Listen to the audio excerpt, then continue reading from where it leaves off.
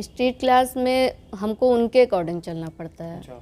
क्योंकि उनको शिक्षा जब शुरू में गया तो फिर वो बच्चे भाग जाते थे, छुप जाते थे, गालियाँ देते थे उनके माता पिता, मतलब बहुत जो गाली हम कभी सुने नहीं थे वो भी गाली वहाँ पे माता पिता से कटने लगे हैं आजकल के बच्चे। ये सारी चीज़ें हैं और ऐसी बहुत सारी प्रॉब्लम्स है, जैसे लड़कियों की अपनी प्रॉब्लम्स है, लड़कों की अपनी आगे की योजना मेरी युवा इमोशन है, क्योंकि हम नहीं चाहते सिर्फ इन बच्चों तक ही हम सीमित रह जाएं। वो बच्चे जो पढ़ रहे हैं, वो बच्चे जो नहीं पढ़ रहे हैं, उन सब बच्चों तक हम पहुंचना चाहते हैं। आदाब दोस्तों, मेरा नाम है वकार वाहिद। मैं लगातार आपको इस चैनल पे नए मेहमानों से मिलवाता हूं, या यूं कहूं कि ऐसे मेहमानों से मिलवाता हूं जो लोग हमारी सोसाइटी को इंस्पायर करते हैं। आज इसी कड़ी में हम लोग पहुंच चुके हैं गोरखपुर में, और गोरखपुर में हमारी मुलाकात आपके फ्रेम में देख रहे होंगे, स्वेच्छा श्रीवास्तव जी मौजूद हैं, NGO चलाती हैं। आज हम लोग इनसे बातचीत करेंगे। बहुत बहुत स्वागत है स्वेच्छा जी आपका हमारे चैनल पे। Thank you. सबसे पहले हम लोग बातचीत के इस क्रम में आपसे ये जानना चाहेंगे कि आपकी एजुकेशनल जर्नी कहाँ से शुरू हुई, क्या हुई, क्या है मामला इसका? मेरा घर बस्ती है जी। और बस्ती में ही मेरी मैक्सिमम पढ़ाई हुई, ग्रेजुएशन तक। उसके बाद 1 साल लखनऊ, जी। उसके बाद यहाँ महाराजगंज में परतावल ब्लॉक में एज ए अनुदेशक ज्वाइन किए। तो गोरखपुर से परतावल पास था तो गोरखपुर में रूम लिए, गोरखपुर से परतावल रोज अप डाउन वहाँ के लिए करते हैं। अच्छा, तो ट्रस्ट का ख्याल कैसे आपके जहन में आया? कोरोना से पहले एज ए वॉलंटियर, मतलब कोरोना के टाइम में एज ए वॉलंटियर मीन्स कि सब कुछ इतना ज़्यादा देखने को मिल रहा था उस समय, एक तरीके से नरसंहार ही था। तो उस टाइम ही एज ए वॉलंटियर बहुत ज़्यादा काम किए, जैसे मेडिकल में और टीबी अस्पताल में खाना बांटना, मास्क बांटना, और इस तरीके से फिर जब स्कूल में पढ़ा रहे थे और जब वो देखे कि शिक्षा कहीं ना कहीं गिरती जा रही है, बच्चे पीछे होते जा रहे हैं, और कुछ बच्चों से तो ऐसे बच्चों से मुलाकात हुई जो कभी शिक्षा को देखे ही नहीं थे, शिक्षा से मिले ही नहीं थे, शिक्षा के बारे में कुछ भी नहीं जानते थे। ऐसे बच्चों से मिले तो ख्याल आया कि हाँ, कुछ ऐसा करना चाहिए जिससे ये बच्चे भी अपने अधिकारों के प्रति सजग हो सके, शिक्षा को जान सके, शिक्षा के प्रति इनका रुझान बढ़ा सके। बिल्कुल। तो पहले मैंने स्ट्रीट क्लास शुरू किया। उस समय तक ट्रस्ट वगैरह का कुछ नॉलेज भी नहीं था, ये भी ख्याल नहीं था कि हाँ इसको खोलना है, इसको रजिस्ट्रेशन कैसे होता है, कुछ भी नहीं पता था। पहले कह सकते हैं आप मुहिम शुरू की है।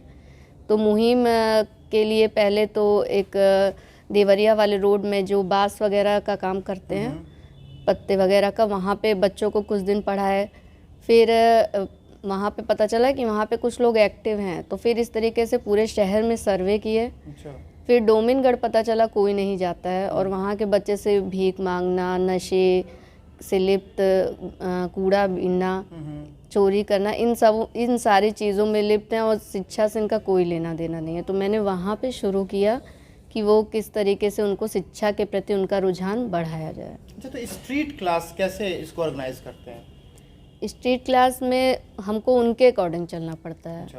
क्योंकि उनको शिक्षा जब शुरू में गया तो फिर वो बच्चे भाग जाते थे, छुप जाते थे, गालियाँ देते थे उनके माता पिता, मतलब बहुत जो गाली हम कभी सुने नहीं थे वो भी गाली वहाँ पे सुने। तो उस टाइम तो मतलब बहुत दिक्कत हुआ वहाँ पे।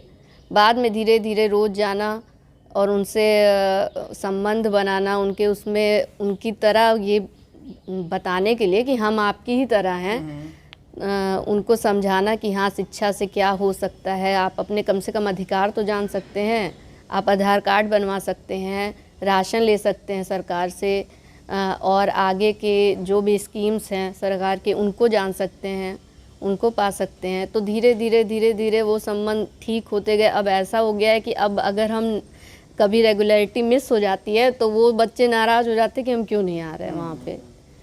तो जब से आपने इस स्ट्रीट क्लास की शुरुआत की है, उस वक्त से लेके अब तक कितने बच्चों को आपने शिक्षित किया?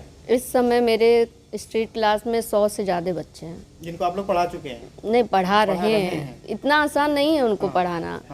उनको पहले आपको लालच देना पड़ता है लालच से उनको अपने पास बुलाना पड़ता है, टॉफ़ी बिस्किट या जो भी मेरे पास है उसके लिए, उससे उनको लालच दे के कुछ देर सब, क्योंकि वो सब सारे बच्चे स्वच्छंदता के शिकार हैं। ठीक है, स्वतंत्रता एक चीज़ है और स्वच्छंदता एक चीज़ है।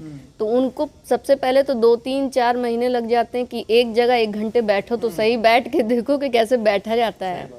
तो फिर ये सफ़र बहुत लंबा है, इतने कम टाइम में उनको नहीं शिक्षित किया जा सकता है। बड़ा मुश्किल काम और शानदार आप लोग कर रहे हैं। तो क्या आपने उन तरह के लड़कों को भी देखा है जो स्कूल गोइंग हैं, स्कूल जाते हैं, और दूसरा इन लड़कों को आप ट्रेन कर रही हैं या पढ़ाने की कोशिश कर रही हैं, तो इन दोनों में क्या अंतर आपको महसूस हुआ? बहुत बड़ा अंतर है, बहुत बड़ा। इनको ये पता है कि दिन में कमाओ और शाम को, अब वो विधि चाहे कुछ भी हो सकती है, दिन में कमाओ, रात में जो भी उससे मिले खाओ और पियो और सो जाओ। ये उनकी दिनचर्या है। मतलब ही नहीं है शुरू में कि भाई पढ़ाने से क्या होगा, सीधे बोलते थे सब पढ़ाने से क्या हो जाएगा। बोले कम से कम आप चोरी और भीख मांगना और कूड़ा बीनना तो छोड़ेंगे, और छोड़े हैं बच्चे। हम ये नहीं कह रहे, मेरे पास तो कोई ऐसी कॉलेज तो है नहीं कि हम उनको डिग्री दे सकते हैं, रिज़ल्ट दे सकते हैं जिससे वो डॉक्टर बन जाएंगे या इंजीनियर बन जाएंगे। अगर वो सब बच्चे ये अपनी ये जो दैनिक अभी जी रहे हैं उनको छोड़ के अगर वो किसी छोटे होटल में भी काम कर रहे हैं, समोसा बनाने वाले या पेंटर बन जाते हैं या बढ़ई बन जाते हैं, तो भी हमको लगेगा कि हाँ कुछ स्किल हम उनके अंदर डेवलप कर पाए, उनके माइंड से ये हटा पाए कि हाँ भीख मांगना गलत है।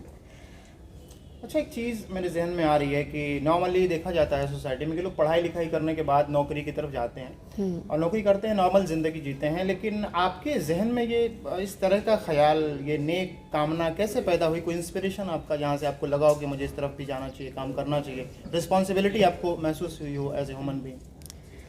देखिए, शिक्षा के क्षेत्र में बाई चांस ही हम आ गए। कभी मेरा टीचर बनने का वो नहीं था, लेकिन जब हम टीचर बने और बच्चों से जुड़े तो फिर ऐसा लगाव हो गया ना, क्योंकि हम उन्हीं बच्चों को पढ़ाते थे, वो गांव के थे, प्राइमरी स्कूल में वही बच्चे आते हैं, बस इनसे थोड़ा सा वो 19 होते हैं या 20 होते हैं कि वो ऐसे जगह से आते हैं जहां उनके घर वाले कुछ तो करते हैं, भले रिक्शा चलाते हैं, और ये है कि नहीं इन्हें काम तो करना ही नहीं है, बस मिल जाए कहीं से।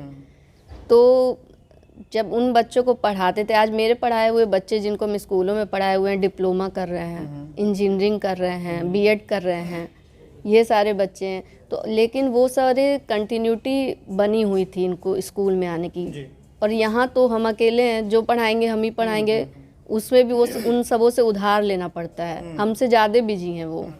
9 बजे निकल जाएंगे, अगर 9 बजे के बाद जाएंगे तो आपको बच्चे नहीं मिलेंगे, और 3 या 4 बजे से पहले जाएंगे तो भी आपको बच्चे नहीं मिलेंगे। तो हमें उनके हिसाब से चलना है। जब तक उनका रुझान खुद नहीं कहते हमसे आके कि हाँ मुझे एडमिशन लेना है, एडमिशन दिला दीजिए, क्योंकि जब तक नहीं आएगा हम ज़बरदस्ती, बहुत लोग कहते हैं कि आइए, क्यों नहीं इन लोगों का नाम स्कूल में डलवा देती हो, तुम चाहती नहीं हो कि स्कूल में जाए, लेकिन जब तक उनके अंदर से नहीं आएगा कि हमको स्कूल जाना है, स्कूल में बैठ के पढ़ना है, तब तक कोई मतलब नहीं है। आज हम एडमिशन करा के आ जाएं, फिर कल से वो सब वैसे ही घूमेंगे, तो मतलब है नहीं। लेकिन अब जो सवाल हमारा अभी था कि इंस्पिरेशन कहाँ से आपको प्रेरणा मिली कि मुझे बच्चों को पढ़ाना चाहिए या लोगों की मदद करनी चाहिए? कहीं से तो प्रेरणा इंसान को मिलती है, तो इंसान कोई नई चीज़ शुरू करता है।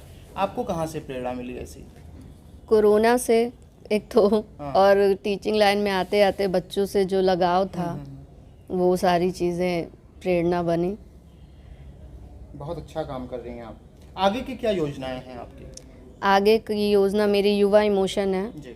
क्योंकि हम नहीं चाहते सिर्फ इन बच्चों तक ही हम सीमित रह जाएं। वो बच्चे जो पढ़ रहे हैं, वो बच्चे जो नहीं पढ़ रहे हैं, उन सब बच्चों तक हम पहुंचना चाहते हैं। और युवा इमोशन की बात शिक्षा से नहीं है, वो बच्चों की जो अपनी प्रॉब्लम्स होती है जो वो कह नहीं पाते हैं, कि घर पे कहेंगे मम्मी डांटेंगी, स्कूल में कहेंगे टीचर्स डांटेगी, ऐसी बहुत सारी, जैसे एग्जामिनेशन फोबिया हो गया, माता पिता से कटने लगे आजकल के बच्चे, ये सारी चीज़ें हैं।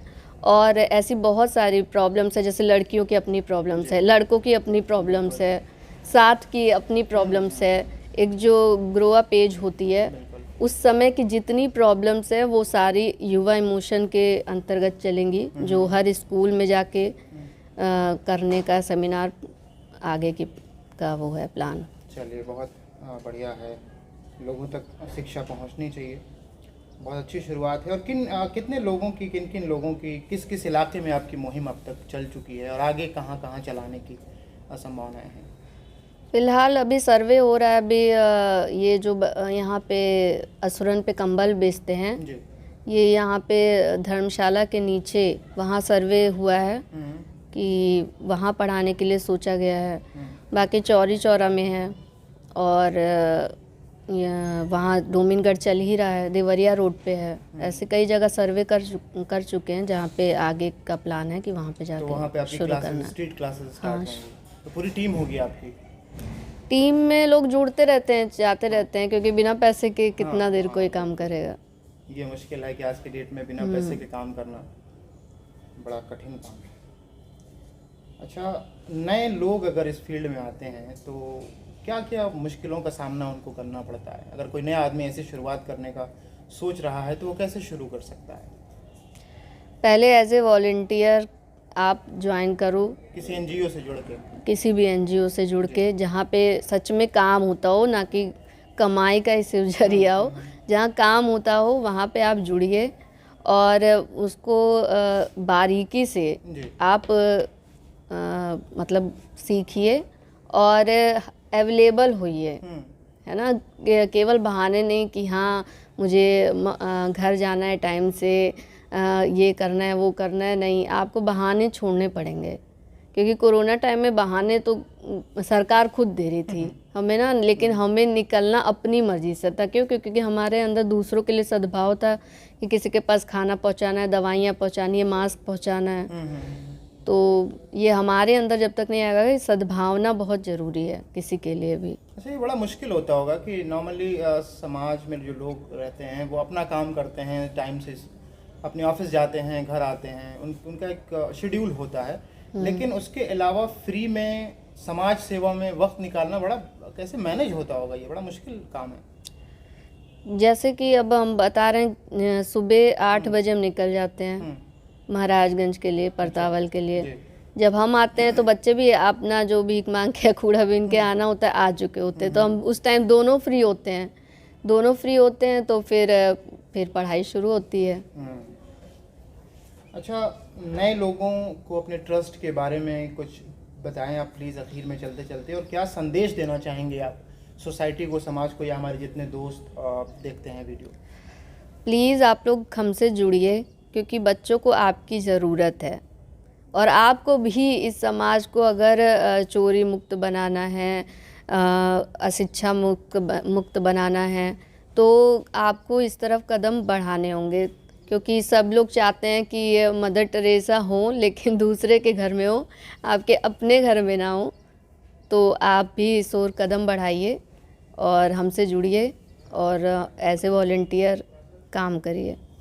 बिल्कुल दोस्तों, हम अभी बात कर रहे थे स्वेच्छा श्रीवास्तव जी से। आप लगातार अपना ट्रस्ट के माध्यम से समाज को एक नई दिशा देने की कोशिश कर रही हैं। समाज में उन बच्चों को पढ़ाने की कोशिश कर रही हैं जो स्कूल नहीं जा पाते हैं या जिनकी आर्थिक स्थिति ठीक नहीं है। अगर आप इनके साथ जुड़ के काम करना चाहते हैं तो ज़रूर करिए, इससे अच्छा दुनिया में कोई काम नहीं है जनसेवा से बेहतर। स्वेच्छा जी, आपका बहुत बहुत शुक्रिया कि आपने हमें वक्त दिया। दोस्तों, आप सबका भी बहुत बहुत शुक्रिया कि आप हमारे वीडियोस को लगातार देखते हैं। हम नए मेहमानों को लगातार आपसे अगले एपिसोड में मिलवाते रहेंगे। इस वीडियो को देखने के लिए बहुत बहुत शुक्रिया। Thank you so much.